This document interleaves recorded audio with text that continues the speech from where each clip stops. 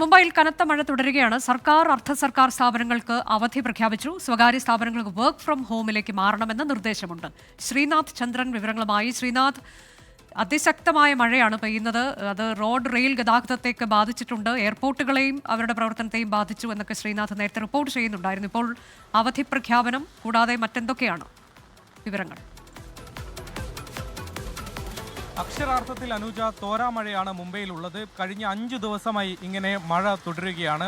ഏറ്റവും ഒടുവിലെ കണക്കുകൾ അത് പേടിപ്പെടുത്തുന്നതാണ്. കാരണം 24 മണിക്കൂറിനിടെ 255 മില്ലിമീറ്റർ മഴയാണ് മുംബൈയിൽ ലഭിച്ചത്. കഴിഞ്ഞ 8 മണിക്കൂറിനിടെ ഏതാണ്ട് 170 മില്ലിമീറ്ററിലധികം, അതായത് അതിതീവ്ര മഴ മുംബൈയിൽ ലഭിച്ചു എന്നതാണ് ആ കണക്കുകൾ സൂചിപ്പിക്കുന്നത്. മുംബൈയിൽ മാത്രമല്ല, മഹാരാഷ്ട്രയിലെ ഏതാണ്ട് 16 ജില്ലകളിലെങ്കിലും സ്ഥിതി അതീവ രൂക്ഷമാണ്. അതിൽ എടുത്തു പറയേണ്ടത് നാന്ദേഡിലാണ്. നാന്ദേഡിൽ മേഘവിസ്ഫോടനം ഉണ്ടാവുകയും അതിതീവ്ര മഴ അവിടെ പെയ്യുകയും ചെയ്തു. അവിടെ 5 പേരുടെ മരണം ഉണ്ടായി എന്നതാണ് മുഖ്യമന്ത്രി തന്നെ ഇപ്പോൾ സ്ഥിരീകരിക്കുന്നത്. അവിടെ സൈന്യത്തിന്റെ സേവനം ഇപ്പോൾ തേടിയിട്ടുണ്ട്. സൈന്യം അവിടെ എത്തിയിട്ടുണ്ട്. 65 അംഗ സംഘമാണ് ആദ്യഘട്ടത്തിൽ അവിടേക്ക് എത്തിയത്. അവിടെ 250-ലേറെ പേർ പലയിടങ്ങളിലായി കുടുങ്ങിക്കിടക്കുന്നുണ്ട് എന്നതാണ് ദുരന്ത നിവാരണ അതോറിറ്റിയുടെ കൈവശമുള്ള ഏതാണ്ടൊരു കണക്ക്. മാത്രമല്ല, പല ഗ്രാമങ്ങളും ഒറ്റപ്പെട്ട അവസ്ഥയിലുമുണ്ട്. അതുകൊണ്ട് ആളുകളെ രക്ഷപ്പെടുത്തുന്ന അടക്കമുള്ള നടപടികളിൽ സൈന്യത്തിന്റെ സേവനം കൂടി തേടിയിട്ടുണ്ട്. നേരത്തെ SDRF അടക്കമുള്ള സംവിധാനങ്ങളൊക്കെ തന്നെ പൂർണ്ണ തോതിൽ അവിടെ പ്രവർത്തിക്കുന്നുണ്ട്. മുംബൈക്ക് സമീപമുള്ള പൂനെ അടക്കമുള്ള നഗരങ്ങളിലും ഇത് തന്നെയാണ്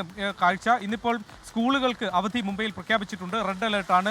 സർക്കാർ അർദ്ധ സർക്കാർ സ്ഥാപനങ്ങൾക്ക് അവധി പ്രഖ്യാപിച്ചിട്ടുണ്ട്. മാത്രമല്ല, സ്വകാര്യ സ്ഥാപനങ്ങളാണെങ്കിൽ തന്നെ പരമാവധി വർക്ക് ഫ്രം ഹോമിലേക്ക് മാറണം എന്നുള്ള നിർദ്ദേശമാണ് ഇപ്പോൾ നൽകിയിട്ടുള്ളത്. മിത്തി നദിയൊക്കെ കരകവിഞ്ഞ് ഒഴുകുന്ന മുംബൈയിൽ അതിശക്തമായ മഴ മണിക്കൂറുകളായി തുടരുകയാണ്. അതേ തുടർന്നാണ് വിദ്യാഭ്യാസ സ്ഥാപനങ്ങൾക്കൊപ്പം സർക്കാർ അർദ്ധ സർക്കാർ സ്ഥാപനങ്ങൾക്ക് അവധി പ്രഖ്യാപിച്ചത്.